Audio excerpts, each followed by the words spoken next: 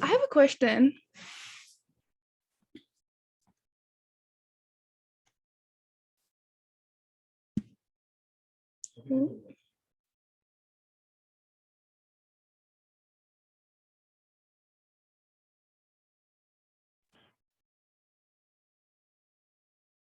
So recording. All right, welcome back. I just want to quickly show you how to access the homework. What you see probably a little bit different from what you will see in your Canvas page, because I have this instructor's account currently, so it's a little bit different, but should be more or less similar. So what you would do is click on modules, and well, let me sign up first. So on my courses page or Canvas page, obviously choose Math for 18 and then click on modules. That should take you to this page, and then you can see the textbook section. From there, you can click on, I think, either the first one, second one, or homework one. It should all take you to the same page. If not, just try the first two links, the ones that's Precalculus 1 or just Math for 18. So if I click on the second link, it takes me to this page, and then click on the link. It should take you to a Cengage page. If you haven't had an account set up before, it probably asks you to put in your login information. You might have to create a new password, but use your UNH email. And once you get in there, you probably see not quite like this. Perhaps you're going to see something looks like this, and probably Math for 18. And then you probably see a page like this one when you log in successfully. And from there, if you can see this page, you should be all set, and then you can click on homework 1 and then start working on the problems, which looks like this. And the good thing about this is that as you, for example, if I put in the, let's say if I want to do the first problem, so I click here to begin, and oops, and I should be able to put some answer here, and I can submit my answer. And if it's incorrect, it's going to tell me it's not correct. Oops. Oh, I'm going to try the second problem. Just going to choose this and submit my answer. Let's see. And it's, oh, okay, tell me it's correct. That's good. If it's incorrect at the top, you can see probably see something not green, maybe something red. All right.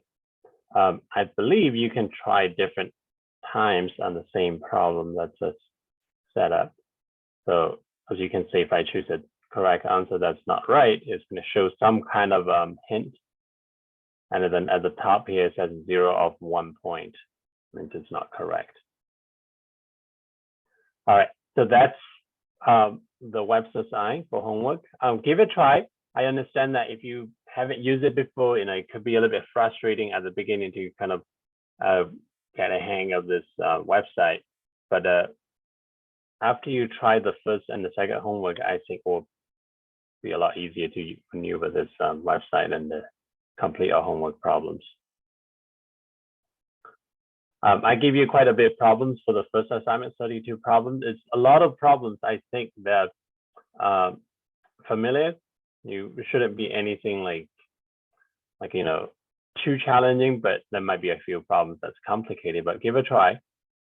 Hopefully it wouldn't take too much time. Let me know at the end how long it takes. If it takes you like 3 hours, obviously, let me know. We can trim that next assignment. And if it takes you, say, half an hour to 1.5 hours, I think that's normal. All right. So any questions about homework? Like I said, because I'm not registering as a student, so I see something a little bit different, and the process might be a little bit different from what you would go through, but give it a try. So just go to modules, click on the first or second link, or even if you click on homework 1, I think it takes you to the same page. All right, so that's that part. Any questions before we move on to today's material?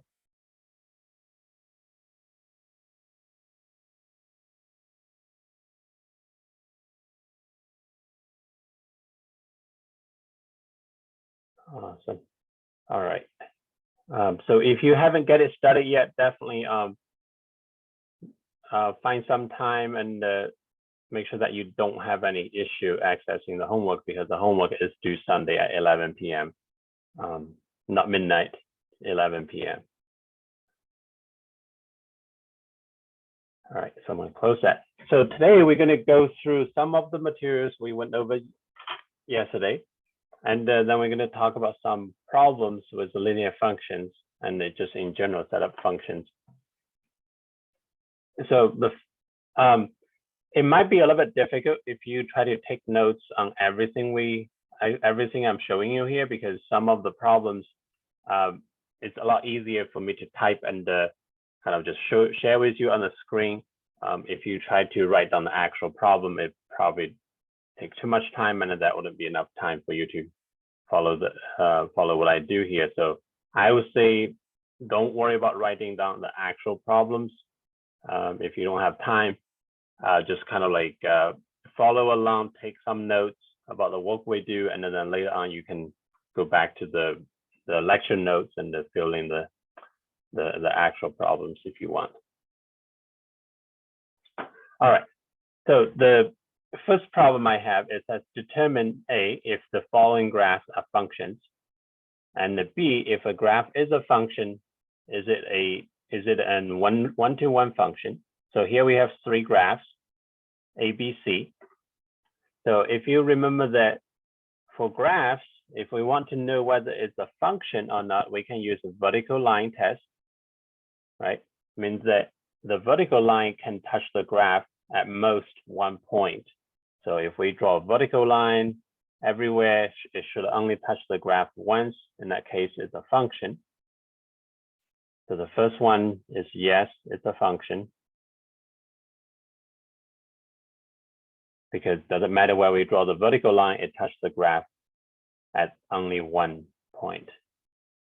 And the B is a straight line. We already know lines are linear functions, but you can also use a vertical line to test it.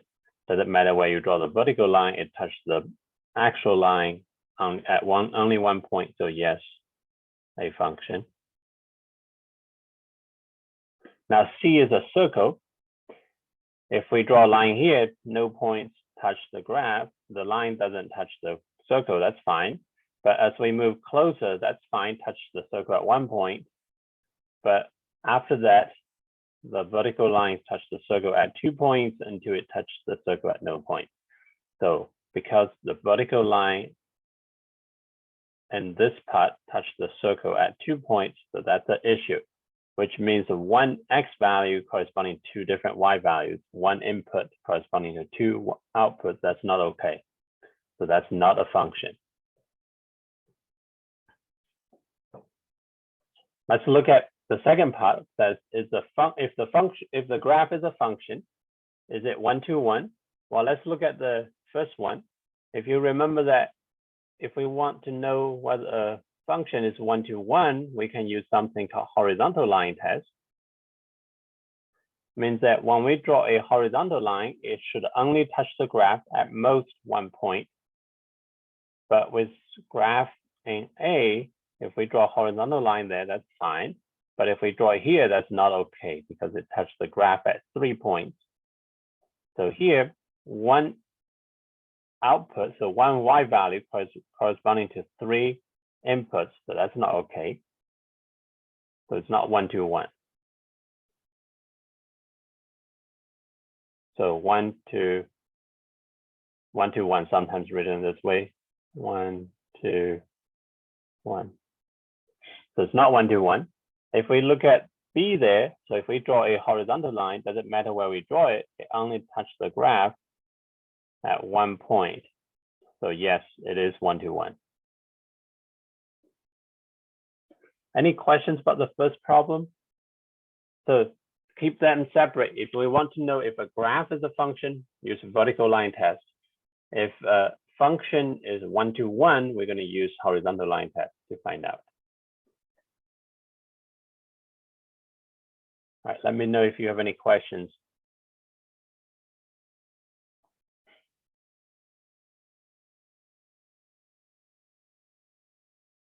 Now, the second one I have is a graph.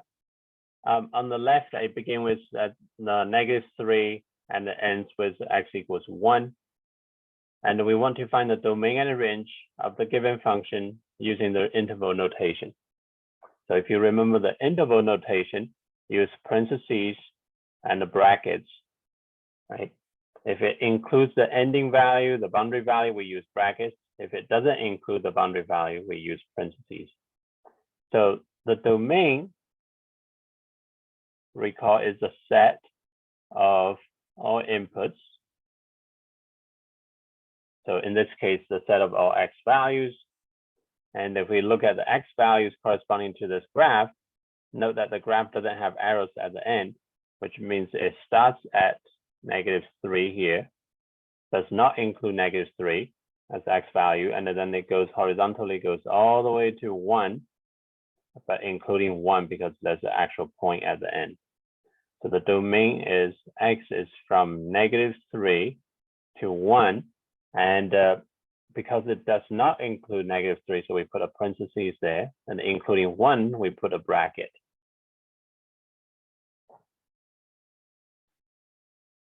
And the range is a set of outputs.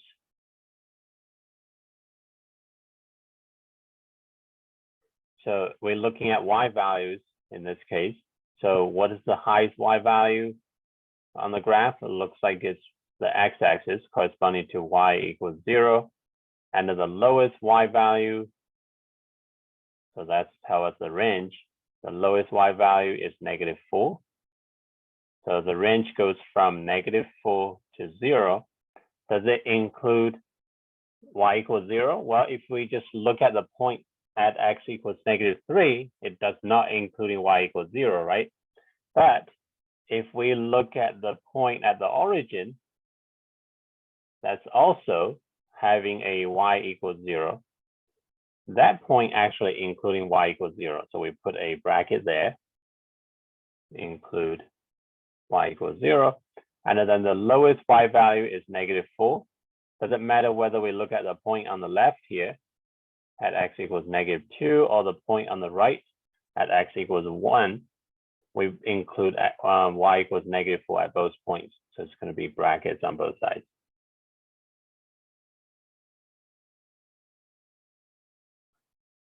Kind of just a quick review. If we use inequality notation, this is going to be x greater than -3 less or equal to 1.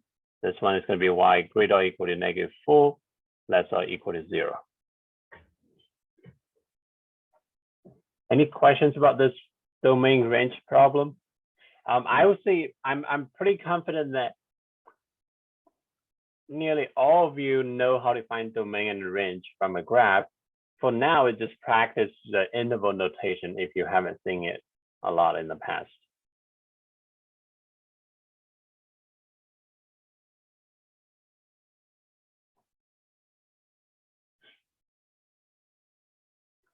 All right, so here's number 3.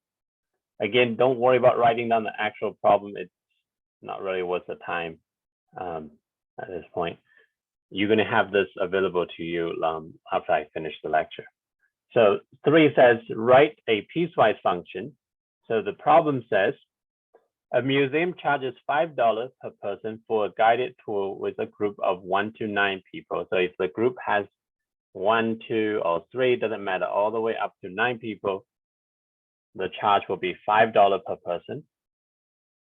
But if the group has 10 or more people, it's going to charge a fixed rate of $50 for the group. Doesn't matter how many the group has, how many people is in the group, it's going to be paying a $50 fixed fee.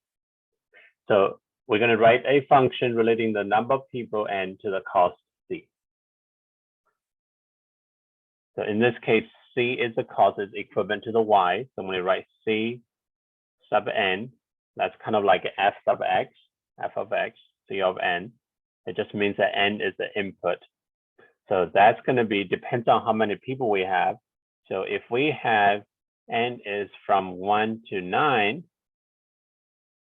including 1 or n including 9, right? If that's the case, the cost is going to be $5 per person for n people. So that's going to be 5 times n. That's the cost if a group has only 1 to 9 people. But if the group has 10 or more people, so n greater or equal to 10, then we're going to have a fixed cost 50. So that doesn't change, just 50. So that's the piecewise function that will give the cost for the number of people n in the group.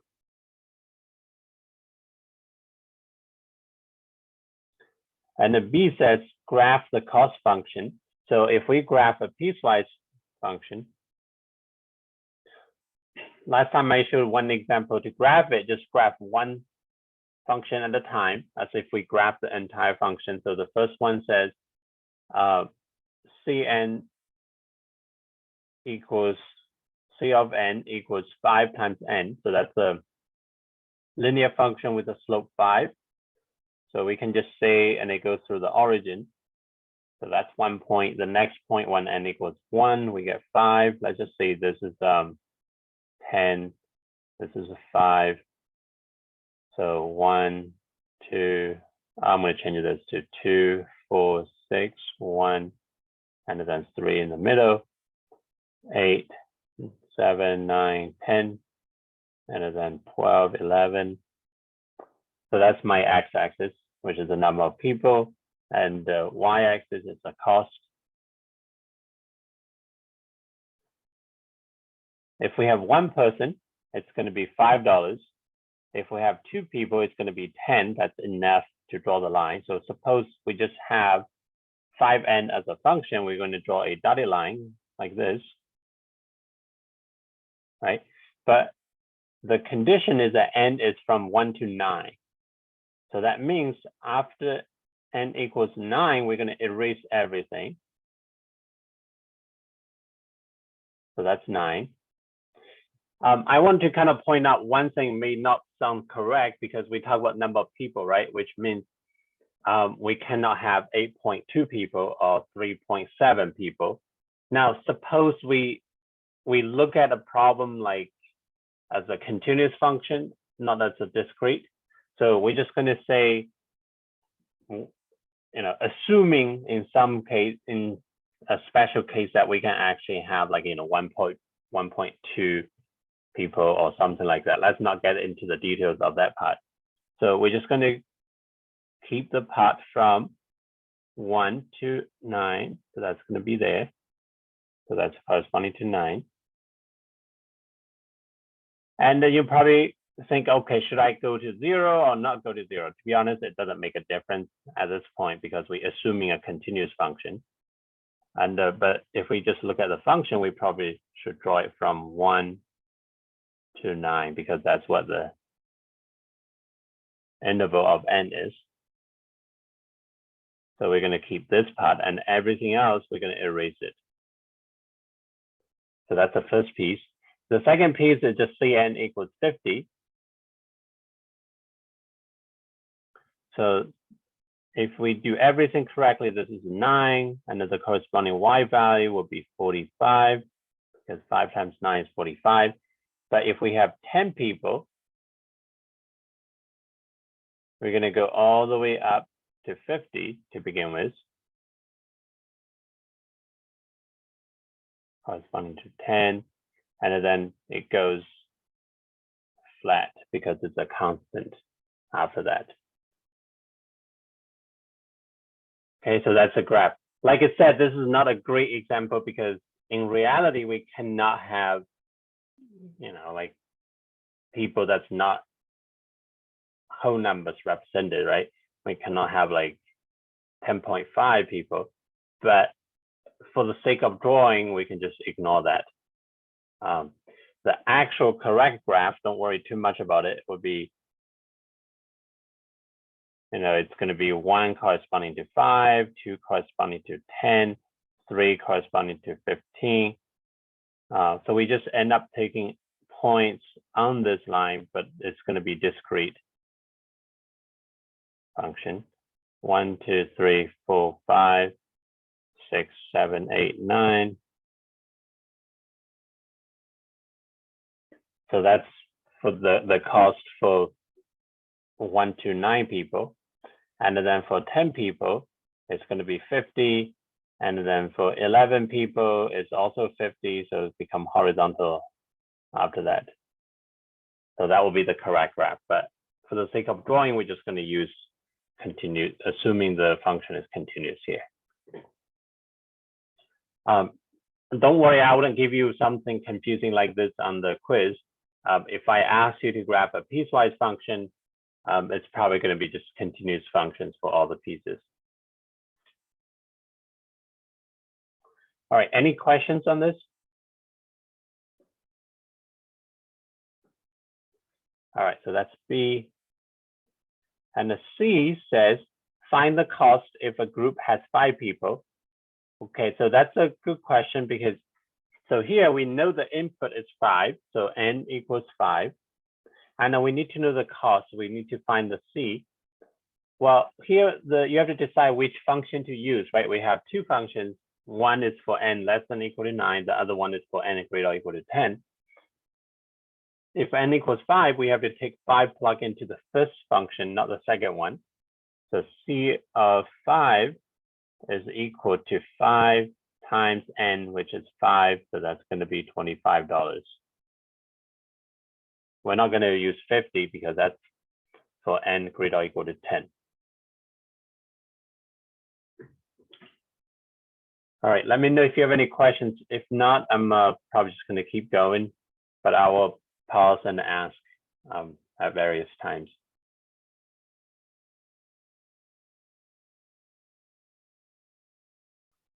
All right, so the next thing is I'm just going to make a list. So if you want, you should probably take notes of this list. If you don't want to take notes and use my lecture notes later on, that's totally fine. So I'm going to just list a whole bunch of functions that we use frequently. So the common functions that we see a lot. Let's see. Draw a table like this.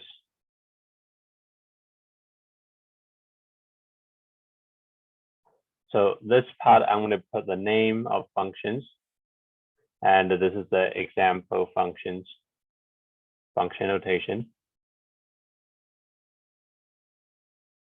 And then this is the graph.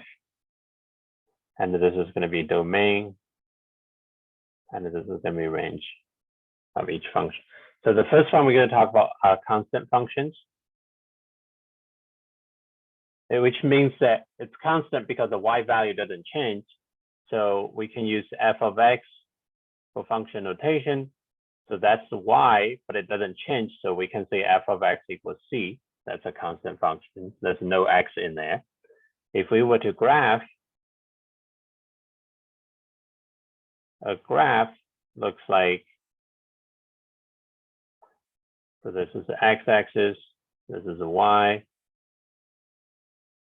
So the graph of a constant function, if c is positive, it's going to be above the x-axis. If c is negative, it's going to be below, but it's always going to be horizontal because it has the same y value. The y value doesn't change. And if we were to write down the domain and the range using interval notation, so the domain, because of the function continues on both ends, the domain goes from negative infinity to positive infinity, and we use parentheses here.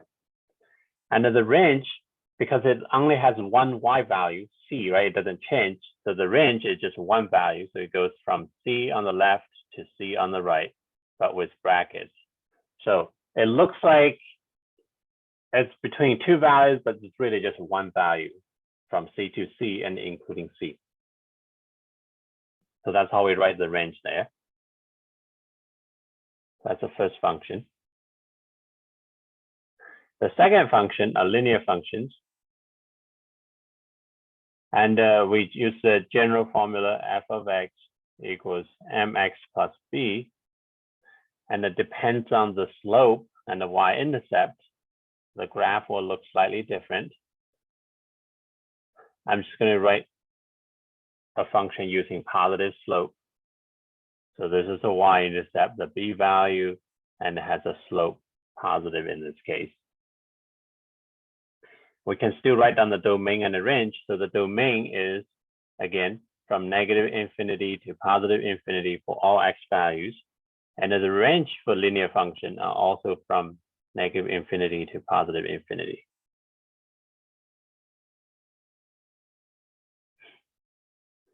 And then the next one is absolute value functions. So that depends on what we write. So we can use the parent function f of x equals absolute value of x, but more generally,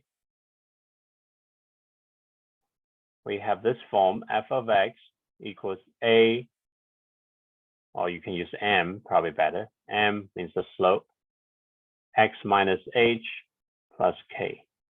And hk is the vertex. But if I just graph the parent function, it looks like this. It's always symmetric, but depends on the vertex. It may not be symmetric over the y-axis.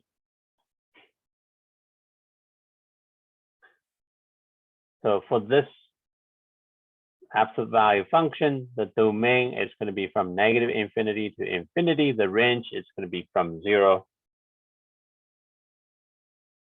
to +infinity, including 0 does not include infinity. Now, if we were to talk about the general case, the general formula, let me just draw it quickly here.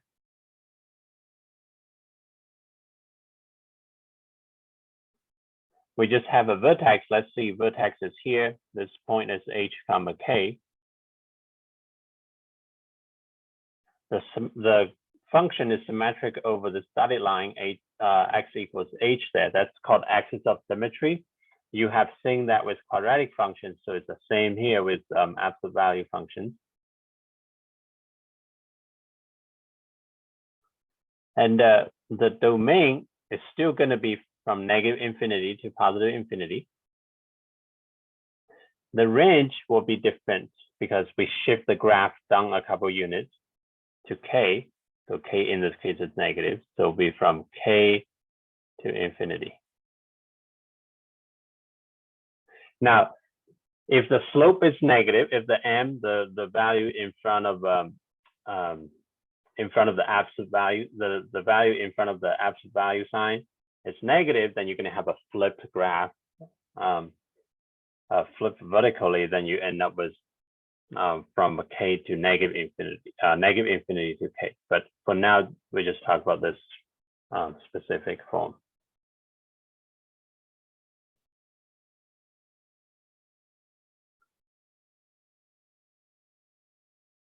All right, so the next one is quadratic functions.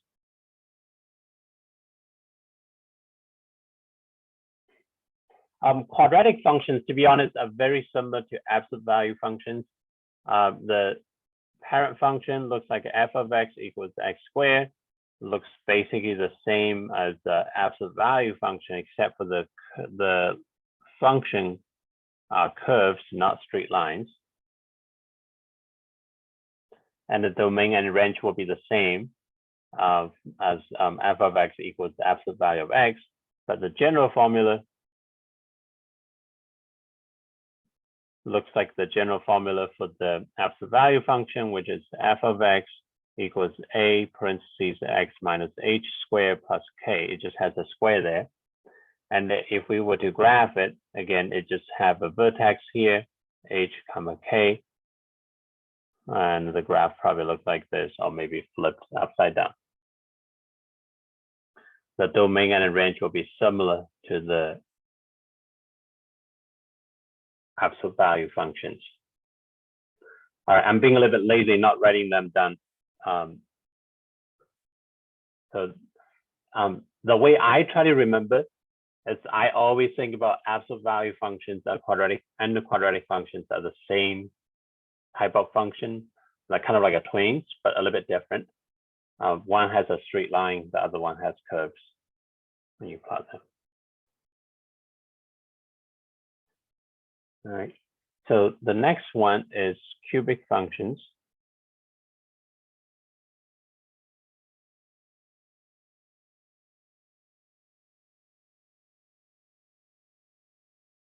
So that's quadratic. The next one is cubic functions.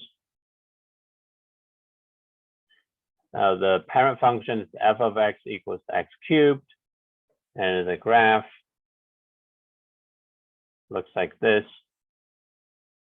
It's the right side looks just like the parabola in the function f of x equals x squared, but the left side is not going up. It's actually the left side is being flipped over the x-axis if we compare to the quadratic function. This is also something called the chair. The function has a chair shape. So if you imagine a person like sitting here, you know, like sitting here and the legs hanging here, so it's like a chair shaped basically. It's important to remember the shape of a function because a lot of times, even if we don't want to graph it, we can quickly sketch the shape of the function by just memorizing the actual shape. You don't need a graphing calculator or anything. You can just quickly sketch it and then use it to answer questions. So in this function, the domain is going to be from negative infinity to positive infinity. The range is also going to go from negative infinity to positive infinity.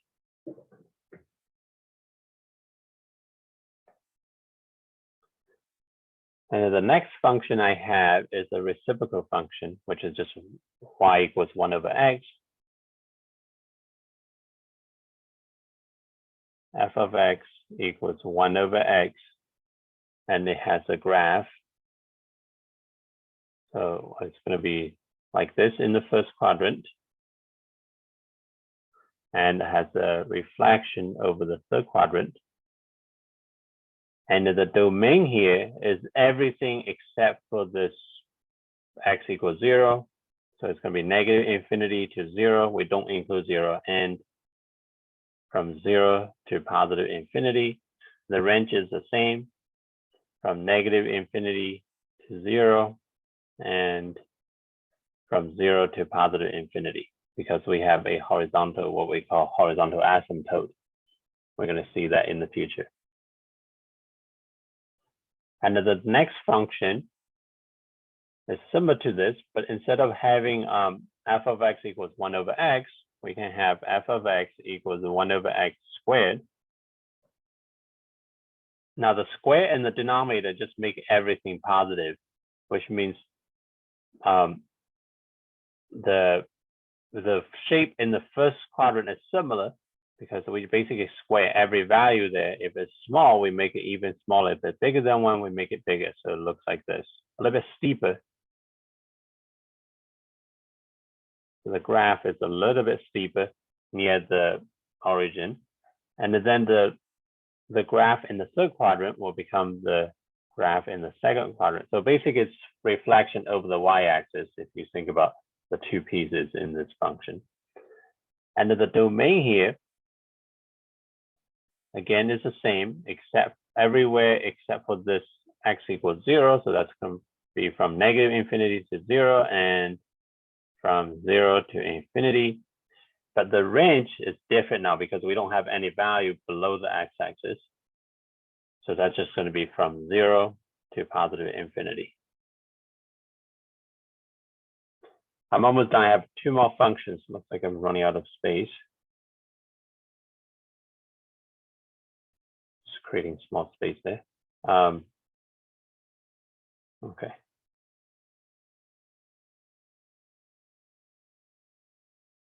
So the next function I have is square root function. f of x equals square root of x.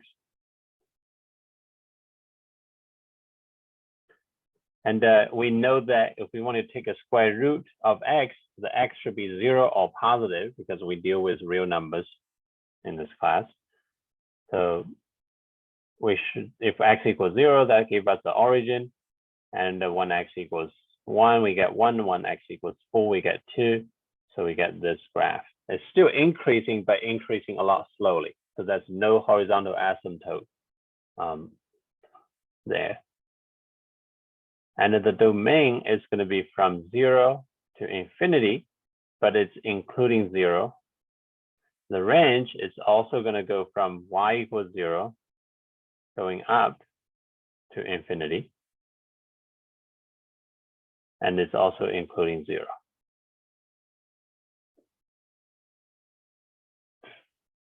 And the last graph is the cube root, which f of x equals cube root of x. And if you remember in the past, you can take cube root of any number, whether it's positive, 0, or negative. And graphically, if you try to memorize that or try to relate it to the square root, well, in the first quadrant, it's the same. You still have this shape, but it's a little bit, the curvature is not quite the same, but the shape is pretty much the same. It's just a little bit steeper over here, and then sort of, so it's kind of like this instead of like more soft curve. And then when x is negative, we just have a reflection of this curve over the origin. So that's going to be like this. This is sometimes called the S function. The shape looks like an S.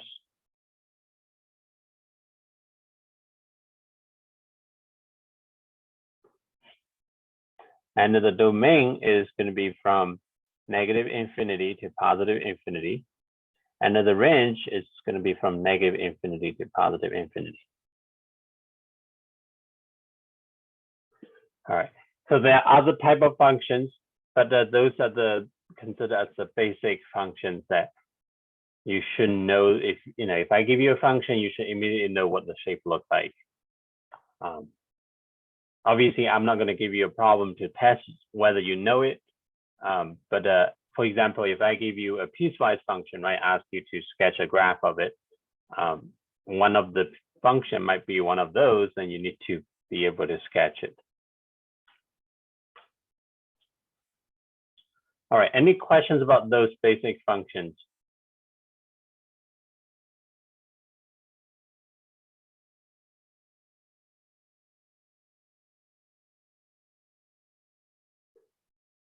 Okay, I'm not hearing any questions. Let's see.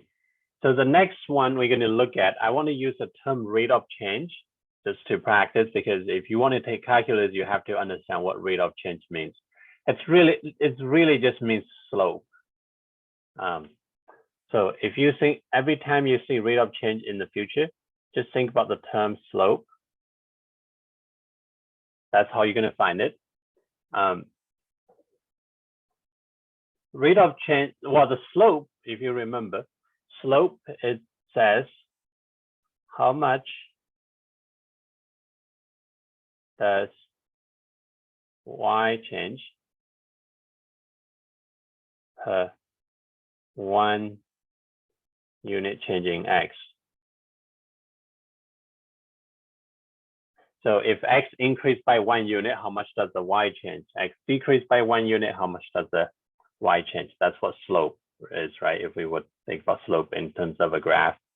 Now, rate of change is the same, which saying like if one variable, if the input changed by 1 unit, how much does the output change? How much does the output, or sometimes called the dependent variable,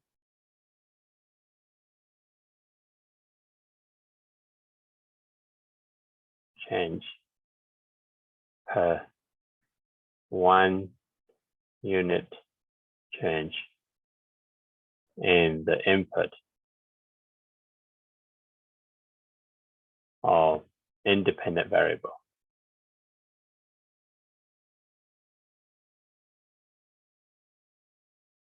So that's what rate of change is. It's basically, okay, one thing is changed by 1 unit. We want to know how much does the other one, the dependent variable, change. So here's a problem. Says the population of a small town increased from 1,400-ish to 1,800 between 2009 and 2012. So in 2009, the population is about 1,400. In 2012, the population is about 1,800. And we need to find the rate of change of population per year. So we need to find the rate of change of population. Basically means we want to know for every year, how much does the population change? And we're going to assume the change was constant from 2009 to 2012.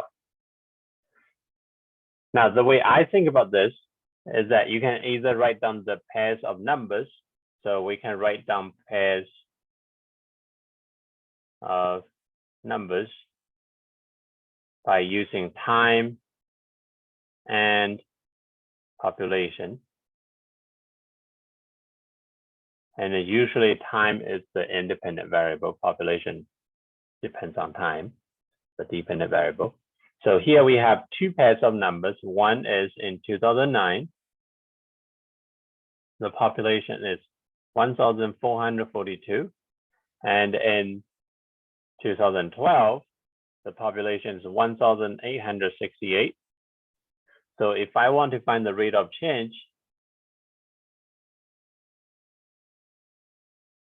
it's equivalent to finding the slope if we were to find the slope of the line goes through those 2 points, those two pairs of numbers.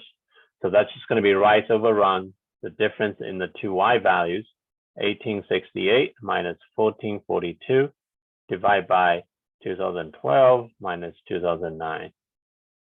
And if we have a calculator, we can get a number. But for now, I'm just going to skip the last step. And you don't have to use 2012 and 2009, but it shouldn't change the rate of change. If you say, okay, I'm going to consider time is from year 2000. So 2009 is t equals 9. Let me write down. You can also write down the time as t equals 9 is year 2009. And then the population is 1442. And then t equals 12, corresponding to year 2012, and the population is 1,868. It doesn't matter where you set the time t equals 0 to be, it's still going to give us the same rate of change because the slope doesn't change in the process.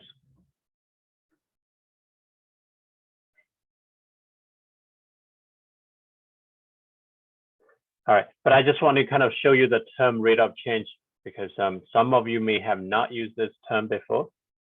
It's really, you have to understand rate of change. It's going to show up a lot in calculus because they look at average rate of change, which is what we're doing, finding the slope over 2 points. Then they're going to talk about instantaneous rate of change, which in calculus term is the derivative of a function.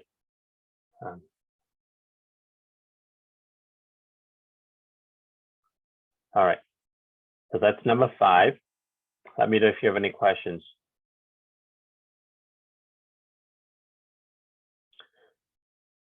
All right, the next problem I have is, suppose Ben starts a company in which he incurs a fixed cost of $1,250 per month for the overhead, which includes his office rent. His production costs are $37.50 per item.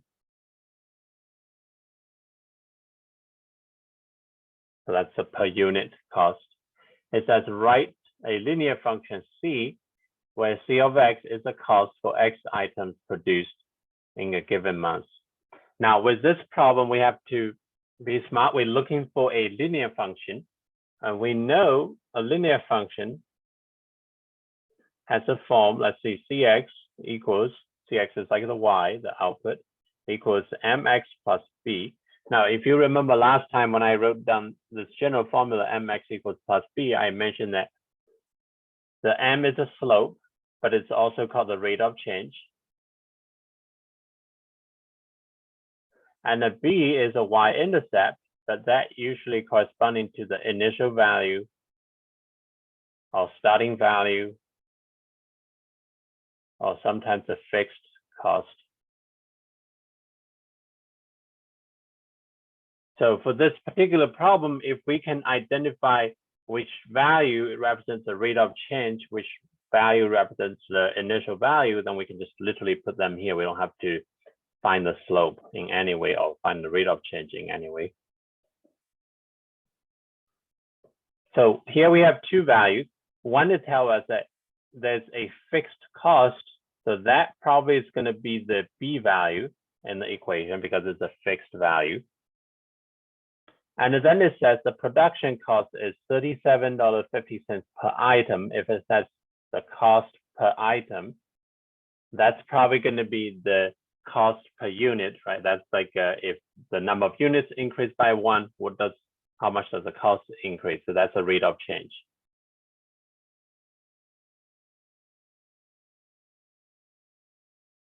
So now we have those two values. We can just take them directly, put into the formula.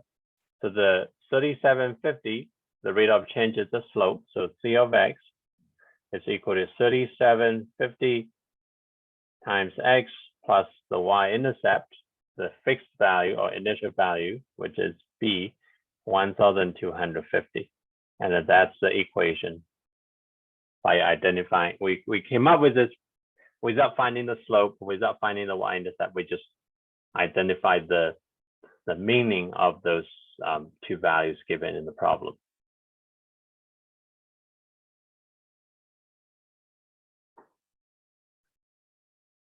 And the B says, find the number of production. So we need to find how many units were produced when the cost is 5,000. Well, if we know the cost is 5,000, so known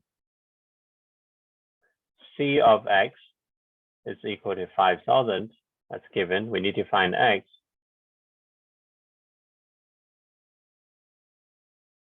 What we do is we take the linear function we came up in the first part, and then we set the cost to be 5,000. So 5,000 equals 37.5x plus 1,250. We're going to solve for X from here. I'm probably not going to finish the problem completely. Let's just see. The first step we do is subtract 1,250 on both sides.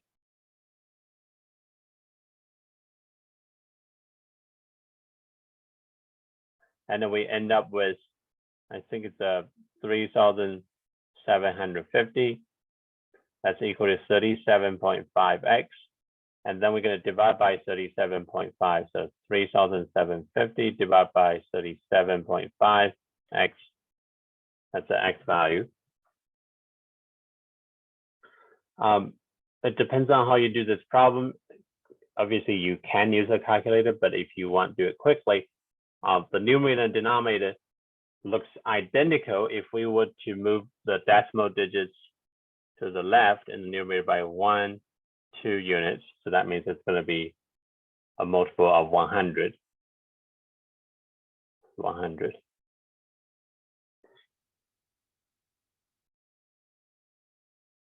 All right, any questions about this problem, about writing down the function using rate of change and the fixed value or initial value? Awesome. All right.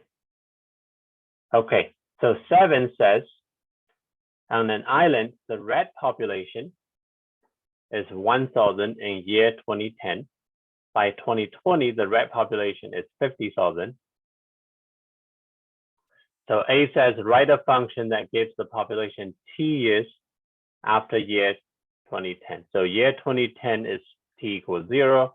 And so let me write it down. So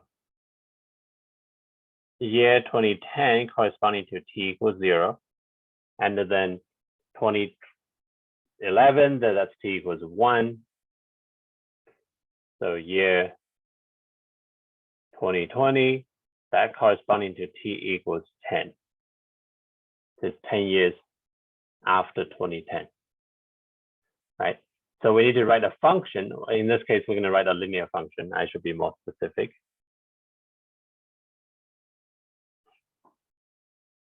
that give a population 2 years after year 2010. So there are two ways. One, you can come up with two pairs of numbers. One is t equals 0, the other one is t equals 10. Or we can just look at it because we know year 2010 is t equals 0, which means the starting year, right? The starting time. So the population 1000, well, let me write down the pairs of numbers first. So we can either write down two pairs of numbers, which is t equals 0, year 2010. The population is 1000. And the second one is year 2020. The time is 10. The population is 50,000. So we can use those 2 points to find the slope, find the y-intercept, and go from there. Or if we can just look at them. So this one has a time equals 0, which means this is every time we have time equals 0 means that's a starting value or initial value.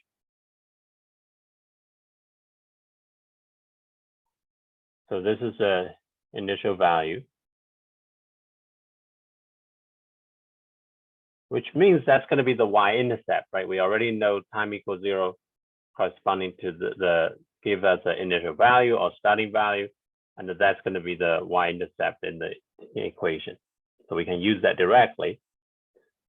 So the population, let's see, f of t, function of time, is equal to some slope, we don't know, the rate of change we don't know, times time, we don't know, which is a variable, plus the initial value, the starting value, which is 1000. So we already know the y-intercept. And then we just need to find out the slope, the rate of change. Well, we have a second point we didn't use. When t equals 10, we have the population that's 50,000, so we can use that to find out the rate of change of the slope. So let's plug in t equals 10, and the population is 50,000. So we get 50,000 equals slope times 10 plus 1000. We can subtract 1000. That's going to give us 49,000 is equal to m times 10, and divide by 10, we get m equals 4,900. And now we can take this, put back into this function. We get f of t equals 4,900 times time t plus 1000. So that's a function for the population.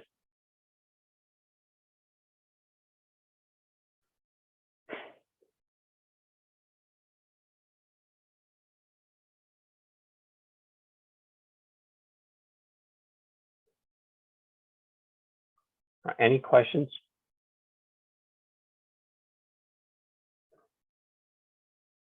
All right, the second part says, explain in terms of the context of this problem, what does f of 30 represent?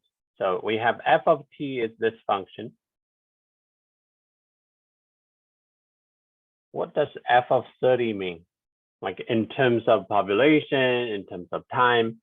Well, that just means 30 is the input of the function. We know the input is time. So 30 corresponding to time. So time equals 30. And the f of 30 is the output corresponding to the population. So what this means is, so f of 30 gives the population, the red population,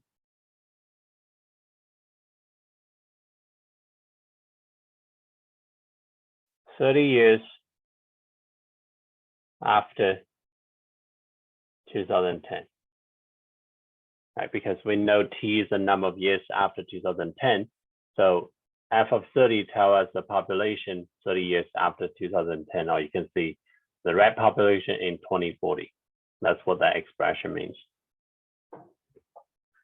And the C says find out when the population will reach 1 million. So here we know the population, we need to know the time. Let me add some space here. Oops, I think hold on.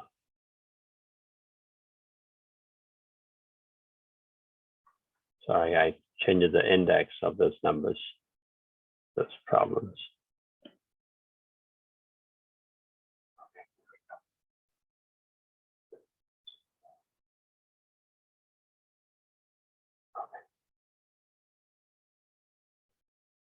Here we go.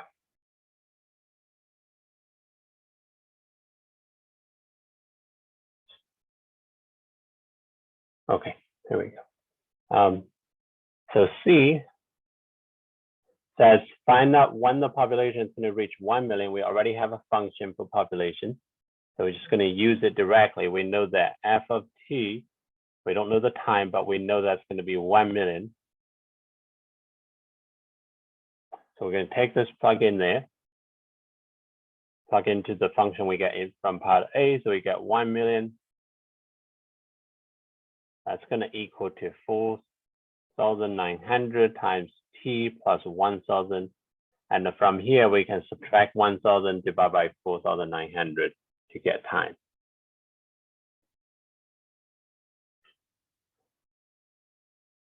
All right, so subtract 1,000, we get 999,000 equals 4,900 t, and divide by 4,900, that gives us t equals 99900 divided by 4,900. So that's the time. We can leave it, but we can simplify the 2 zeros at the end from numerator and denominator. So that's 9,990 divided by 49. We can leave it the way it is, or we can put it in the calculator to get the estimate. Now, I want to point out one thing, that if we take, for example, in this case, if we take the numerator and denominator, put in the calculator, we probably end up with a number. I don't know what it is.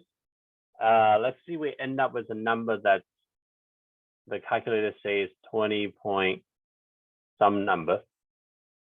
Probably not going to be 20, maybe 200. Anyway, it doesn't matter at this point. So if we get some number and then with decimals, and if we round it to the first 2 digits and ignore the rest, so let's say 1, 2, 3, 4, 5. Let's say we ignore all those digits and just write it as 200.12.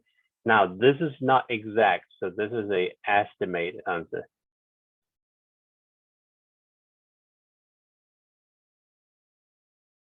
But the one that before we put in the calculator, this is actually the exact value.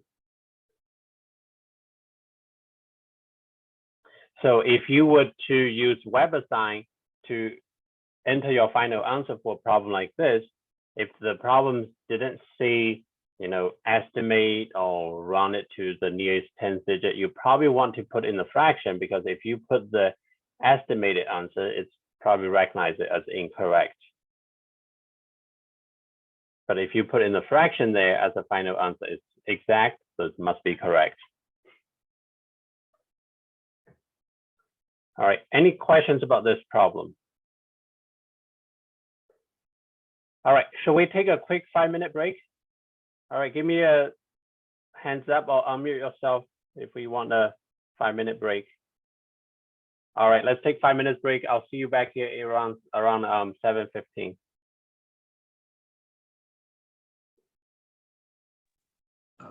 I did actually have a question about the last problem.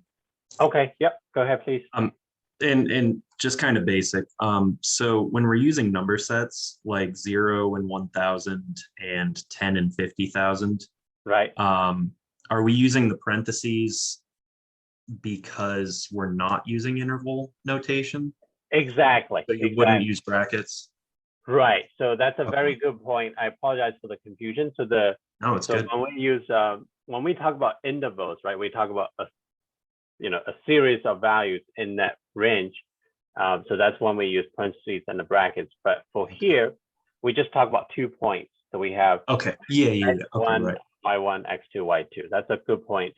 Yeah, whoever invented interval notation, clearly didn't think about that. Just kind of added it in. Yeah. I know. All right. Thank you. No problem. Yeah.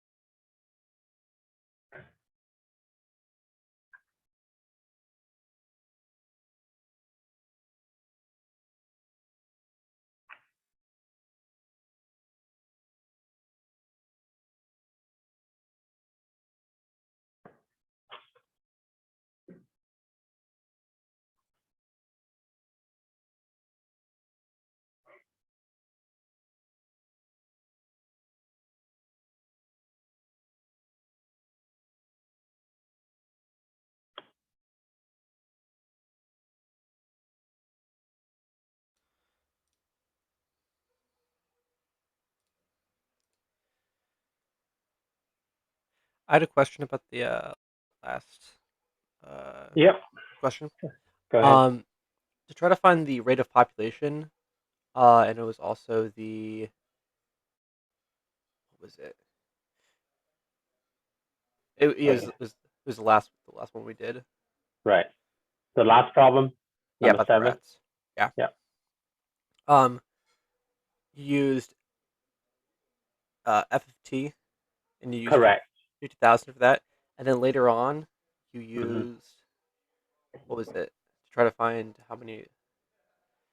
Yeah, I thought that it seemed like you just used two different units or two different kind of metrics in the same way. Oh, did I? I was a little confused because Let's see. Oh, was it like the unit 1 million? yeah, it was in I thought it was in A in section parts A and C Oh, okay. Yeah. because you had rat populations 50,000. Yes, a population you had 50,000, and then later you used the years as million. Oh, I see. I see. That's a good point. So actually, in part A, right, we have the year just 1, 2, 3, 4 year. And then the population is counted as 1, 2, 3, 4, 50,000 in A. And in C, which says find out when the population of which will reach 1 million. So we actually, what that means is that the population is 1 million, right? We're looking for the time. How long does it take for the population to reach 1 million? So what I did there is I use this notation f of t equals 1 million. That actually means the population equals 1 million. Okay. We're looking, so the t is still something that we don't know. So this is the time is a variable that we don't know, but this part, it means the population is 1 million. Okay, I understand. Yeah, good question. Yeah. All right, everyone, welcome back. So 7:16, let's get started again, and hopefully we can finish today's lecture a little bit earlier than yesterday. So here's the next question I have, number 8. It says a line passes through the points -2, 6, and the 4, 5. Find the equation of a perpendicular line that passes through the point 4, 5. So we have seen some example like this last time, but I just want to kind of do a quick review.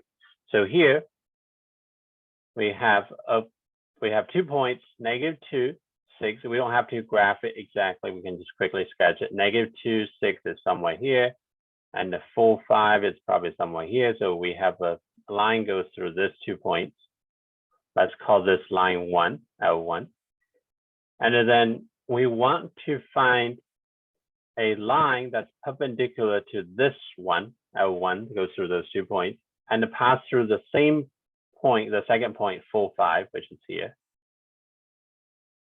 So we're looking for this line.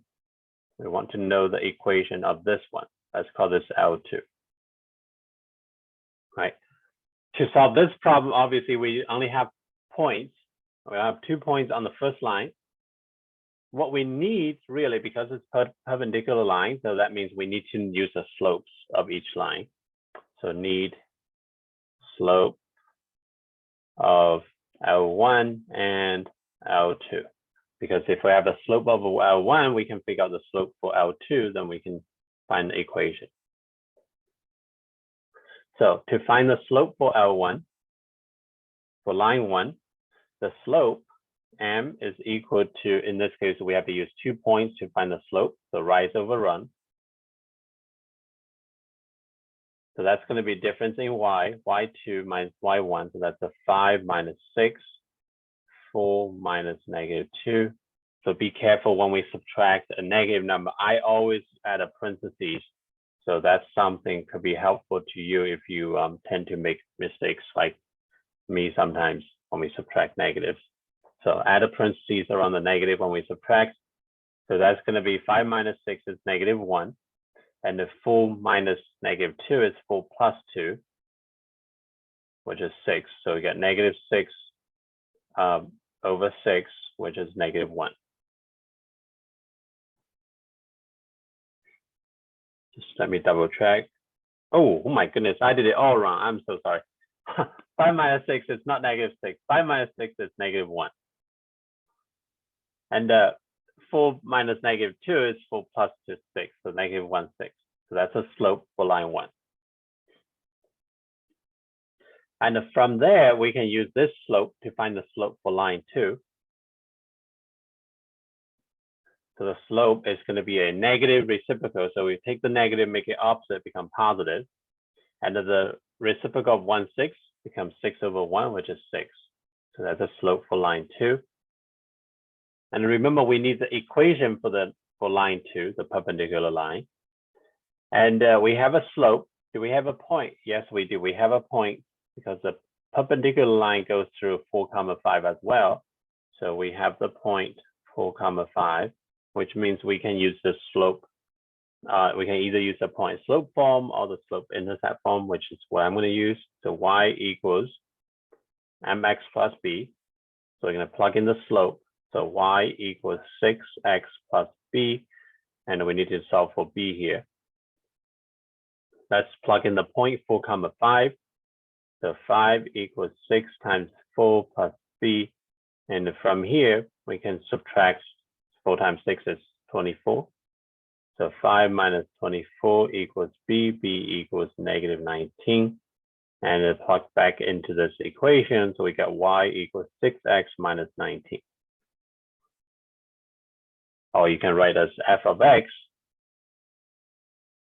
equals 6x minus 19. It doesn't matter. Either notation is fine.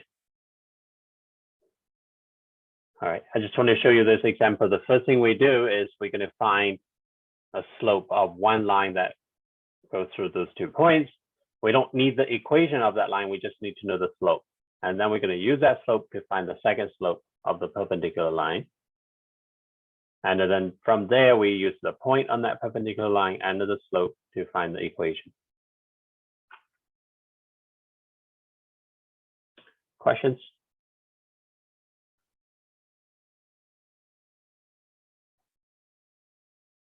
Okay. All right. So the next thing we're going to do is we're going to take this equation. It's the same equation. I use the same example. We call it g of x equals 6x minus 19. So g of x is just a different name. It doesn't make a difference. We're going to graph it using x-intercept and the y-intercept. So what we do is the first thing is find x-intercept. And if you remember, x-intercept is a value, it's the x value. It's a point on the x-axis. We're looking for the x value, which means that we don't need the y. So we're going to set y equals 0. If I set y equals 0 or g of x equals 0 in this case, so we get 0 equals 6x minus 19. So plus 19 on both sides and divide by 6. So 19 equals 6x. So x equals 19 over 6.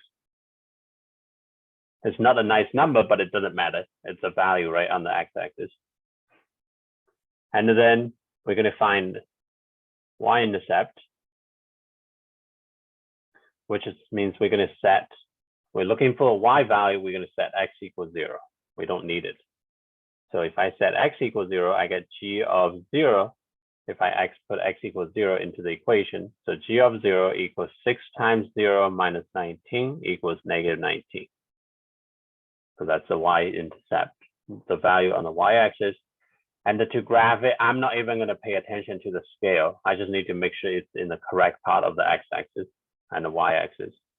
So the x-axis has a value 19 over 6. So I'm just going to say this is 19 over 6. I don't want to get into the details of where the 1, 2, 3 is. It doesn't matter.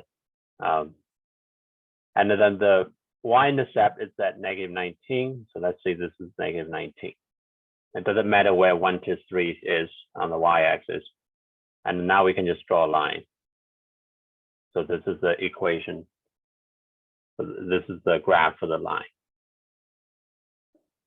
Like I said last time, if we have some values that's not easy to draw, it's a lot easier to use x, y intercept because all you need is 2 points. You can say, okay, I'm just going to say this is my x scale, this is the x-intercept, this is my y scale, that's my y-intercept. You don't have to get into like the specific to figure out where 19 is on the y-axis.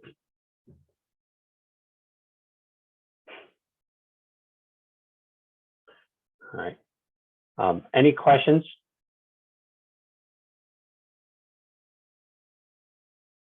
All right, the next thing we're going to do is to find point of intersection of 2 lines. So here we have 2 linear functions, y equals 2x minus 5 and y equals negative 1/2 x plus 5. So let's assuming I don't know anything about those 2 functions. Let's just say, okay, one function looks like this, the other one looks like this. Right, the point of intersection is a point that I'm looking for. So that means I need to find the x and the y, that point that's on both lines. So I have to find the x value at the end and the y value at the end. And I'm pretty confident that you all done this in the past. So to find the point of intersection, we can just set a system of equations. Y equals 2x minus 5, y equals negative 1/2 x plus 5. And we can use elimination, substitution. But you probably also remember the shortcut, which is just setting the two right-hand sides equal. You probably see, okay, set them equal.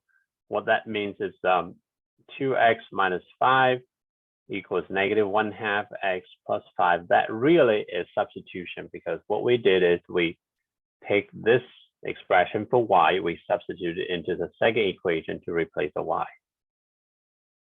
That's what we meant by setting them equal. It's really substitution.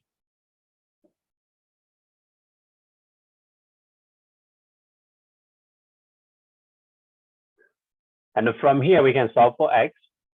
So let's see, we're going to, so the thing that's not nice here is we have, 2x minus 5, which is fine, but then we have -1/2 there, which is, personally, I don't like fractions. So the trick I always use is multiply by the least common multiples of the denominator. In this case, we only have a 2. So we're going to multiply by 2 to the entire equation. I'm going to use this multiplication, multiply by 2. So multiply every term there by 2. So 2x times 2 is 4x. -5 times 2 is -10. And then I have -1/2 times 2 is -1. And then we have x, so we get -x. And then I'm going to take 5 times 2, which is 10, +10. So that way we get rid of all the fractions. Well, they're really just 1. Now we don't have to worry about fractions. We can add x to both sides. So we get, and then we can add 10 to both sides at the same time to get rid of the -10 on the left. Or we can just literally move to the other side of the equation by flipping the sign.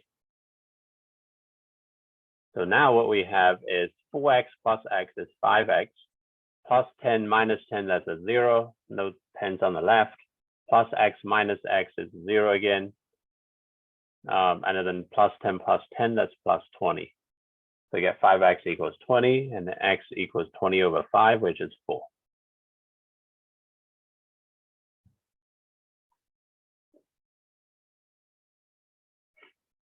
But don't stop here, right? So we have x value at 4, which is great, but that's not enough. We need to know the point, which means we have to find the y value.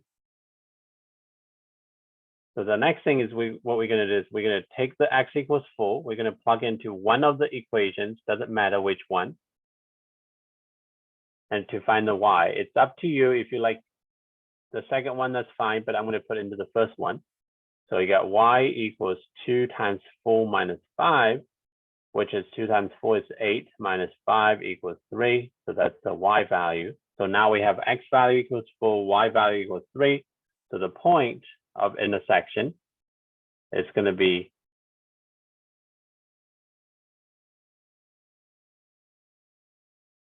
4, 3. That's a point. It's not an interval. Even though the notation is basically the same. So just remember that if the question asks you to find the point of intersection, you have to find that point. It's not enough to find just the x value or the y value. All right, any questions about this problem?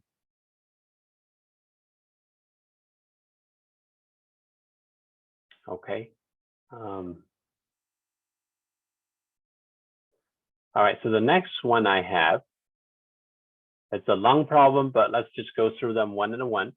It says find a break-even point. So when it comes to revenue cost, it's usually a break-even point question. It says a company sells sports helmets. The company incurs a one-time fixed cost for $250,000, and each helmet costs $120 to produce. And each helmet sells for $140. So the first thing we're going to do is we're going to find the cost function to produce X helmets. So don't worry about the parts that's selling $140 for each helmet. So we're just going to look at the parts that related to the cost, which comes from the fixed cost, $250,000, and every helmet is going to cost $120 to produce. So here's a couple of things here. One is a fixed cost. If we talk about a linear function, which what we're doing right here, so the fixed cost, the fixed value is corresponding to Y-intercept. So fixed value, fixed cost is 250,000. So this is like the Y value, sorry, the Y-intercept in a linear function. And then it says every helmet costs $120 to produce. So that's $120 per helmet. So that's like the unit cost, the rate of change.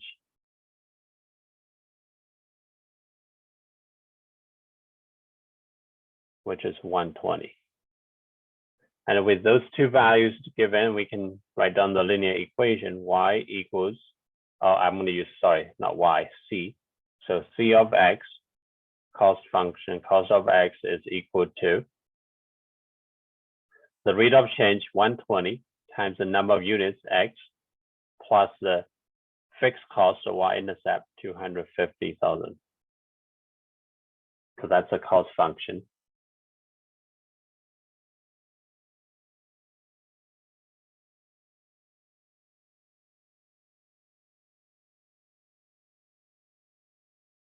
And the B says find the revenue function from sales of X helmet. Now there's a couple ways you could go. If you remember that revenue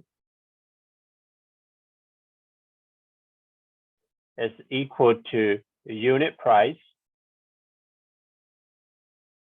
times the number of units. So that's the general formula for revenue here. And we know the unit price. So each helmet sells $140.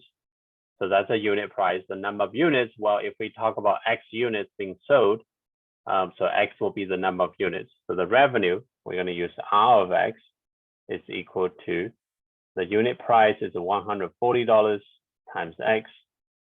And there's no Y-intercept in this case. Because if no helmet is sold, there's no revenue. So that's a revenue function. And the C says, find the break-even point. Now, in this type of problems with cost revenue, so the break-even point corresponding to the point where the cost equals revenue is where the company doesn't lose money, but also does not make money, right? So break even. So C, break even point corresponding to revenue equals cost. All you can think about is the intersection of revenue function and cost function.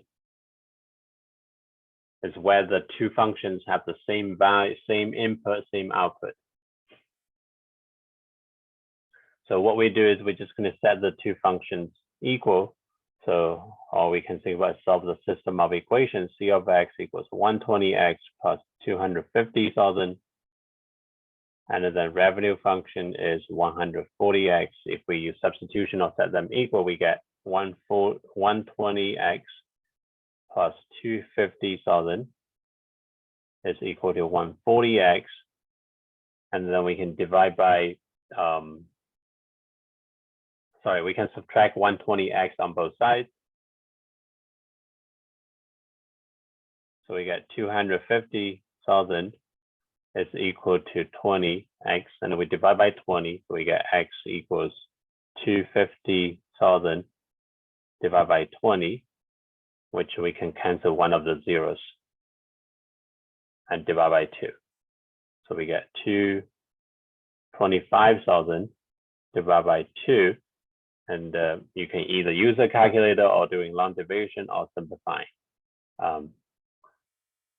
One thing I remember to do the simplification is 2 goes into 2 once, 2 goes into 5 twice, but there's a remaining 1, so that gives us 10. So that's 125. So 250 goes into well, 2 goes into 250 125 times. Then we have 2 more zeros at the end. So we just end up with 12500. But clearly, you know, we can use the calculator for this problem if we want. So that's how many helmets need to be sold in order to reach the break-even point. But since we talk about a point, so we have to know the output. So we have to know what is the revenue at this point, what is the cost at this point, but they should be the same. So what we do next is we're going to take this X value, we're going to plug into the, let me add more space here. We're going to take this X value, we can plug in either into the revenue function or the cost function, doesn't matter. If you have a calculator, it might be easier to plug into the revenue function. So revenue when X equals 12,500, that's just going to be 140 times 12,500. And I don't have a calculator next to me, so I'm going to leave it.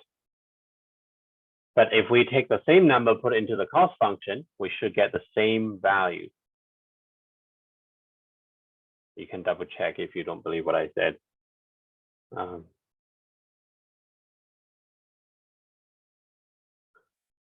So that's how we find the break-even point. It's literally finding the point of intersection. You have to make sure you find the Y as well after you find the X.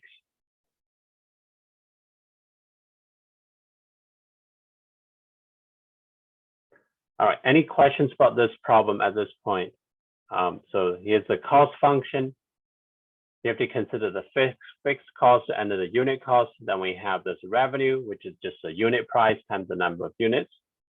Then the break-even point is where the revenue equals cost. You can set the two functions equal to find the point of intersection.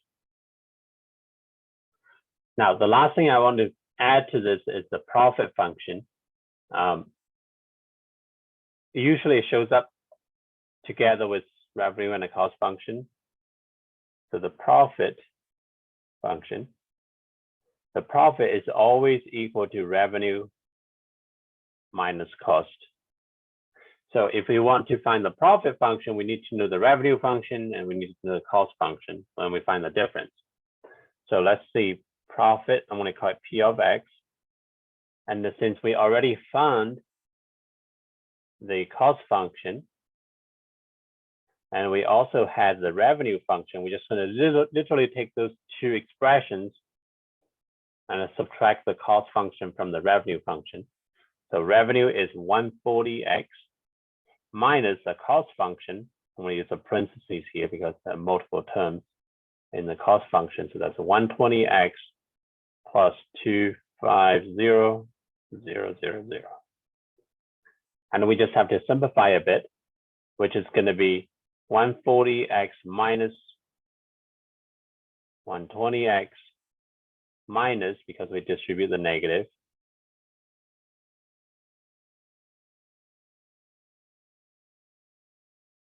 so distribute the negative in there. So minus 250,000. And that's going to be 20x minus 250,000. So that's the profit function. All right. I'm going to add a note to this. So earlier I said the break-even point happens when revenue equals cost. Well, if revenue equals cost, that means the profit is going to be 0, right? If the revenue equals cost, we subtract the cost from the revenue, the profit has to be 0. So if you have a profit function, you're finding the break-even point. Another way to think about it, we can just say, okay, instead of using revenue minus cost, we can just say profit function equals 0. If we already have the profit function, we set it equal to 0, solve for x, and then after that, we can take the x, put into the revenue or cost function to find out the actual revenue or cost at that point. But a quick way to get the x value is set the profit equals 0.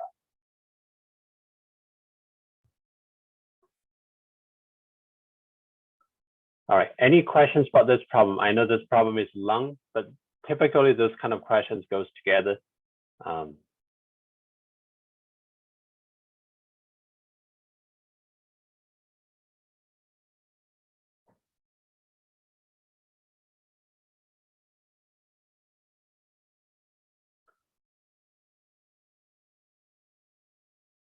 All right, maybe I'll pause for a minute just in case someone is still trying to catch up with the notes.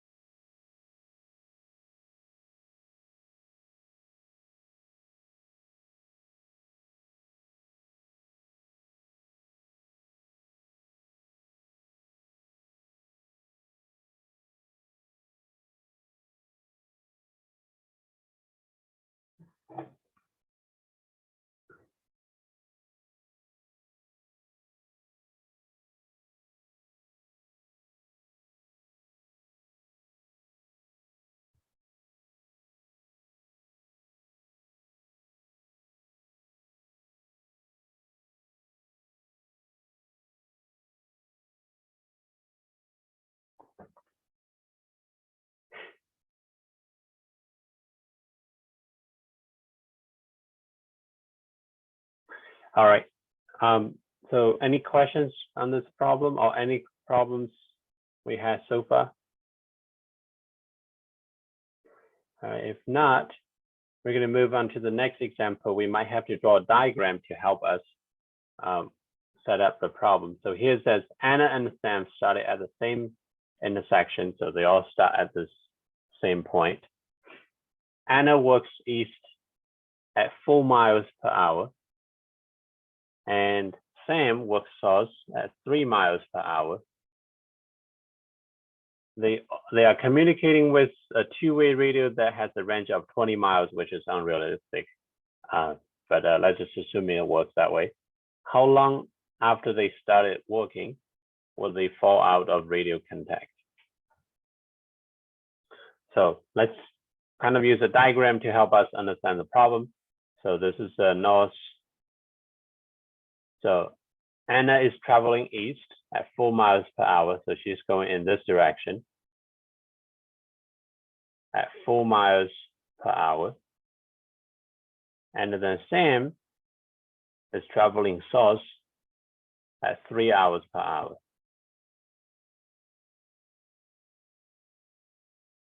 Sorry, 3 miles per hour.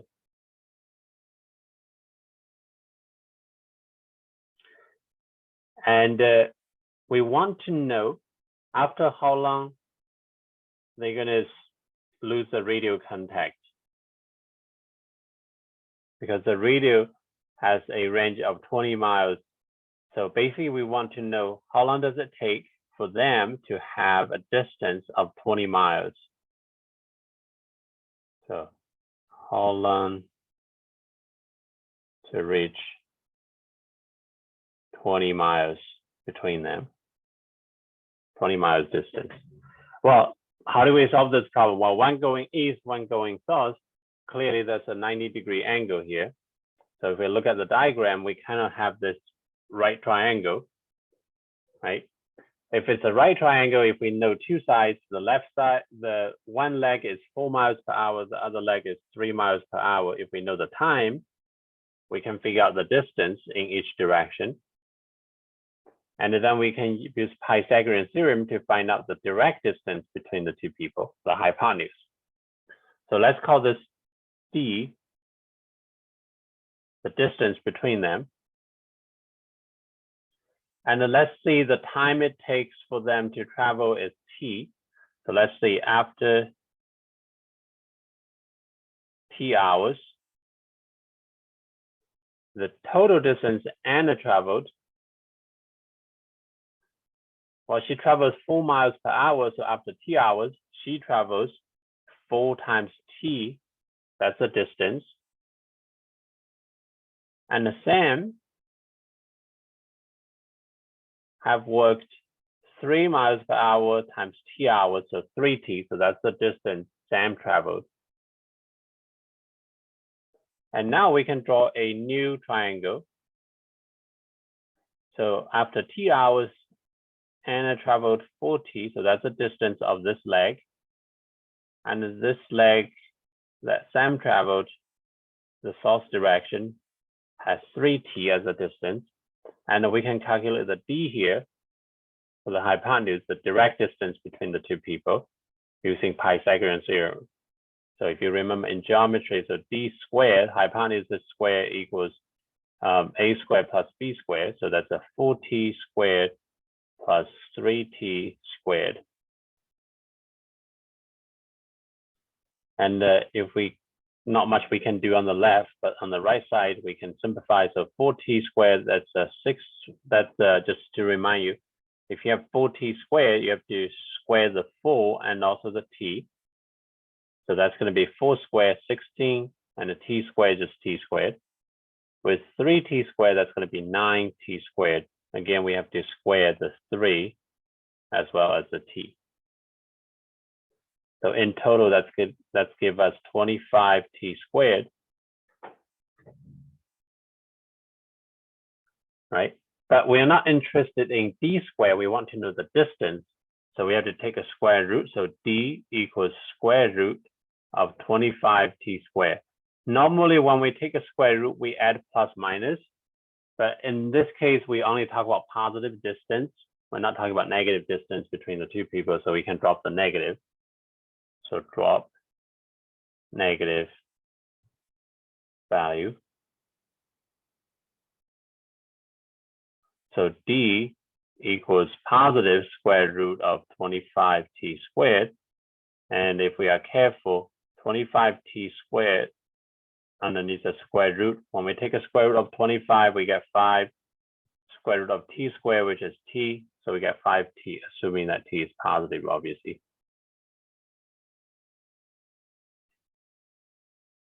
Oh my goodness, okay, just adding more space there. So distance is 5t after t hours. And we want to know the time when they fall out of radio contact, right? So how long after they started working will they fall out of radio contact? Means we're looking for a time so that that distance is going to be more than 20 miles, the range of the radio. So what we're going to do is we know that the formula for the distance, the direct distance between them, we can just say, okay, we want to know a time when the distance equals 20 or more than 20. So if the distance equals 20, and we also know that distance has the formula d equals 5t, we can just set them equal. So 20 equals 5t. And the t equals 20 over 5, which is 4. So 4 hours. So at t equals 4 hours, it still works. They're still in contact, but right after 4 hours, the distance is going to be more than 20 miles. So that's what the time they're going to fall out of radio contact.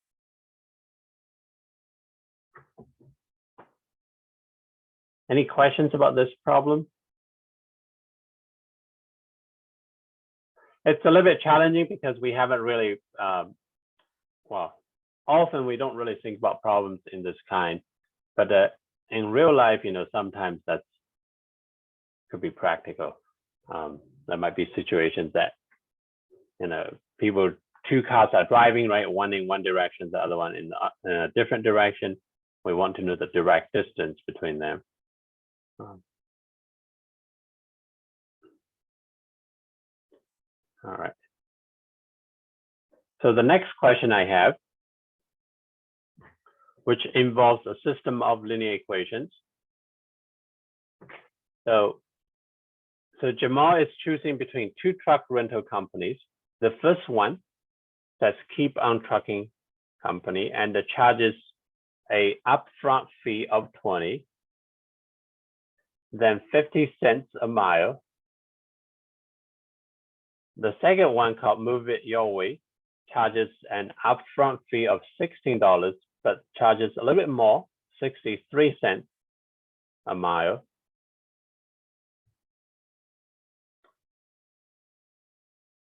one will keep on trucking, which is the first company. So this is the first company. Be the better choice for Jamal. Basically means one will the first company cost less, right? So problem like this, we probably want to have a graph at some point, but if we begin with this, we can try to write down the two linear equations for each company. So the first company, keep on trucking.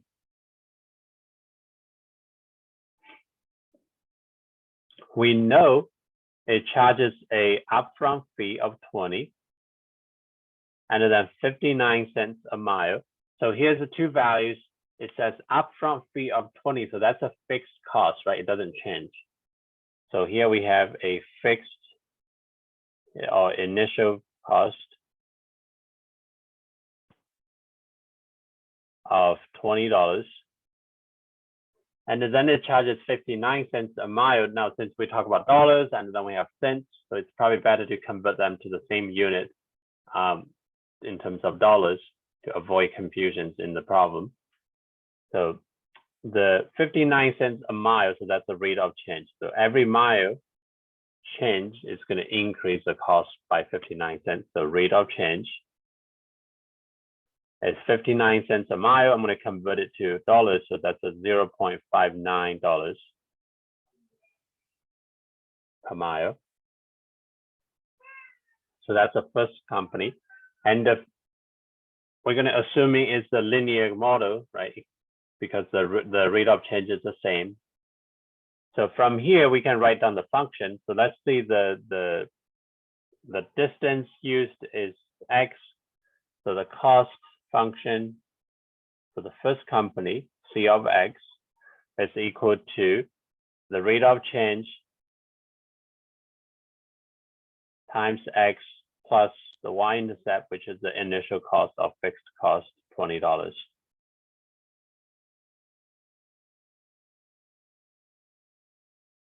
And the second company, we can do it the same way. So move it your way.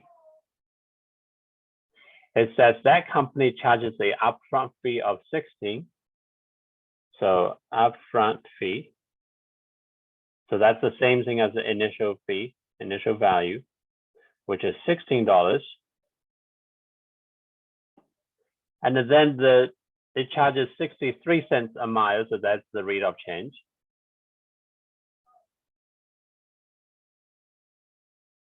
Which is 63 cents, so that's a $0.63. And if we write down the equation for the second company, so we can use C of X again, but keep in mind that they're not the same company, different. Let's call the first one C1, the second one C sub 2. So C of X for the second company is equal to 0.63, the rate of change, times X plus 16. Well, which one is better, right? So that's the question.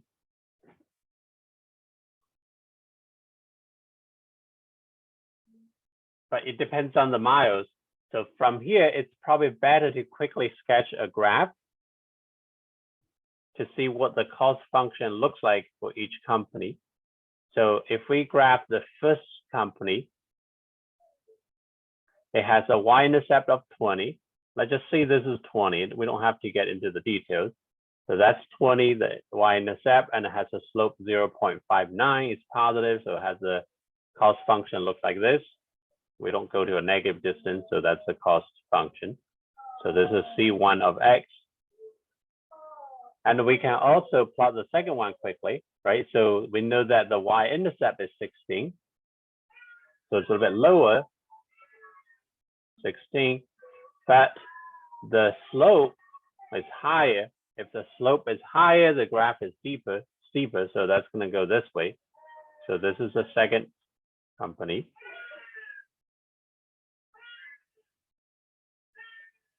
So clearly that's a point of intersection, right, where the two costs are the same.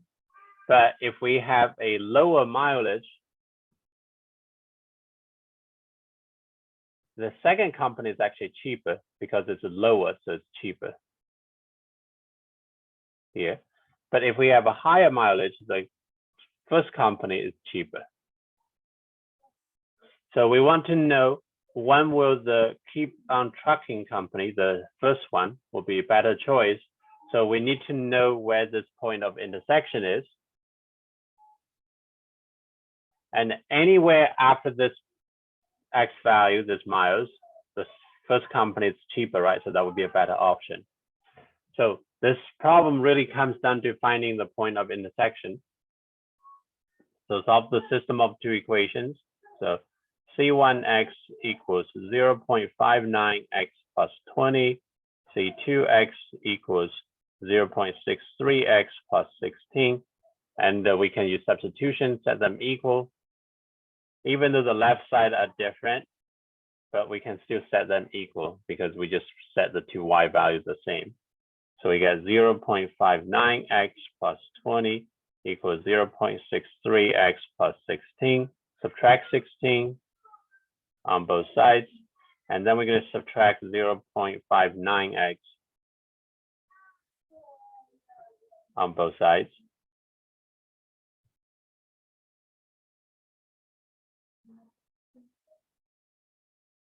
And now, if we are careful, to on the left side, we don't have x anymore because that gave us a 0. 20 minus 16 is 4.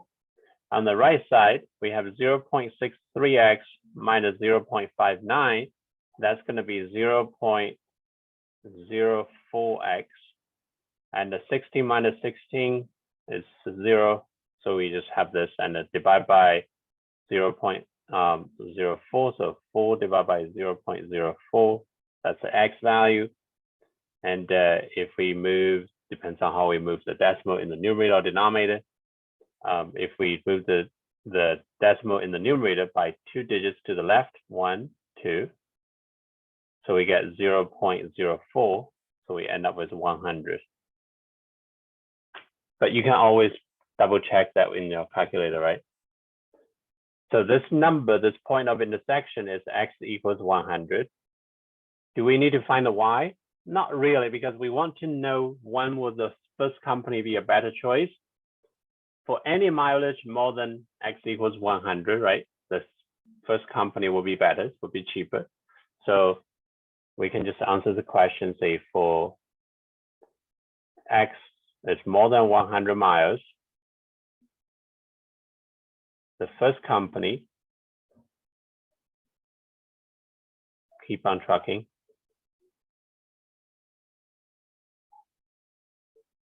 is cheaper. Therefore, it's better choice. We don't need to find the actual point. We just need to find the x value for the point of intersection. All right. Any questions about this problem or any problems that we have seen so far? Or just in general about today's lesson?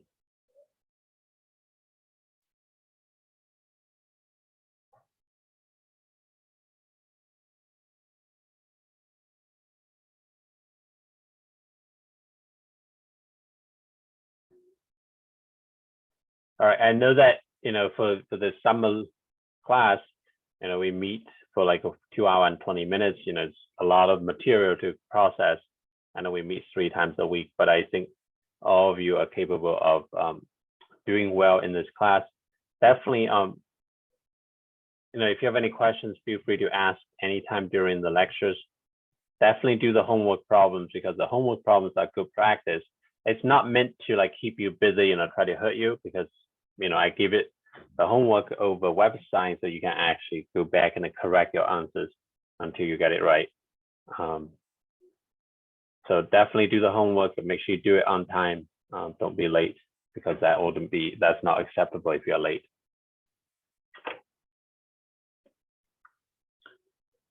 All right. Any questions? So try let's see. Definitely try to look up the website, make sure you can access it, make sure you know where to find the homework, and that you can work on it because it is due Sunday.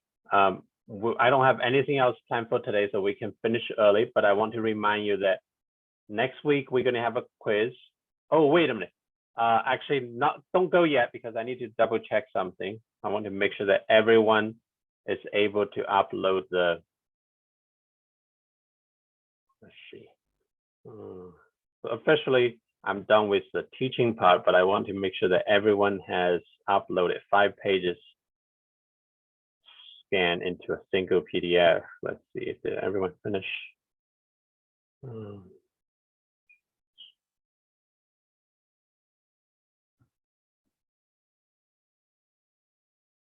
5 4. All right, so let's see. All right, let me stop sharing for a minute.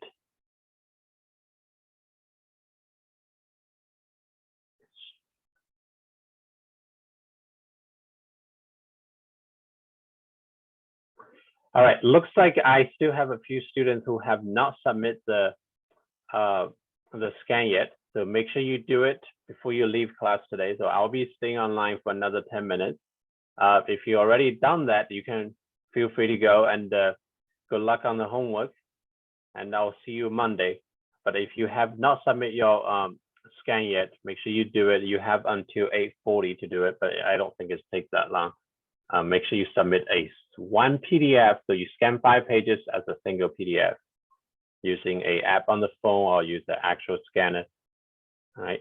So on that note, if you've done it already, take care, and I'll see you Monday. If not, please do it now. Thanks. All right. Take care.